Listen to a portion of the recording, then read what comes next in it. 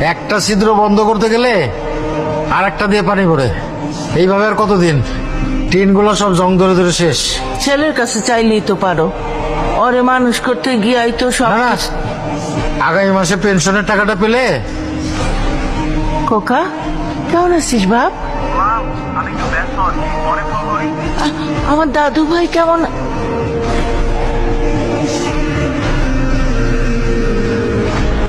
কেটে দিল। সন্তান বড় হলে পর হয়ে যায়।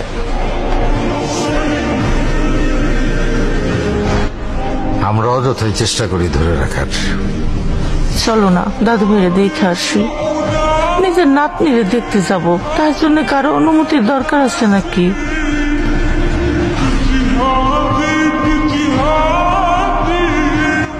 চলো চলো চলো চলো। দাদু ভাই